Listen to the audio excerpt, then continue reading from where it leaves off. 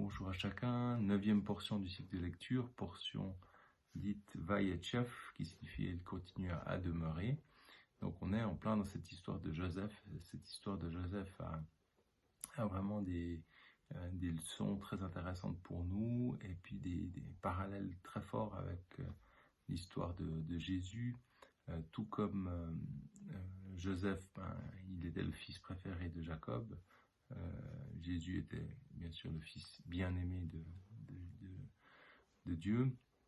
Il a été rejeté par ses frères, tout comme Jésus a été rejeté par son peuple. Il a été vendu par son frère Judas en particulier, qu'il a souhaité le vendre et non le tuer, comme Jésus a été trahi aussi par un dénommé Judas. Il a été vendu pour 20 pièces d'argent, qui était le prix d'un esclave plutôt adolescent. Jésus a été vendu pour 30 pièces d'argent, qui était le prix d'un esclave adulte.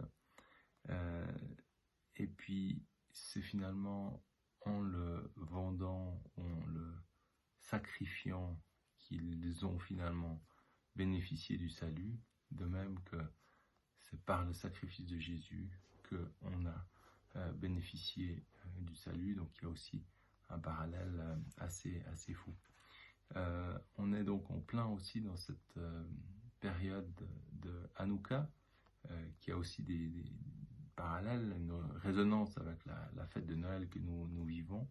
Hanouka, donc, c'est cette histoire assez dramatique au départ d'un massacre du peuple juif par Antiochus IV, qui a vraiment souhaité enlever tout ce qui était signe du judaïsme. Donc un massacre conversion forcée. Autrement, ils étaient justement cruellement massacrés. Puis dans ce contexte-là, les Judas Maccabée et ses fils se sont révoltés, ont voulu restaurer le temple qui avait été détruit. Ils sont rentrés dans le lieu saint. Ils ont trouvé une petite fiole d'huile, avec très peu d'huile. Et puis, dans la dédicace du temple, pendant cette période, ils l'ont allumé, et miraculeusement, cette lampe s'est allumée pendant 8 jours.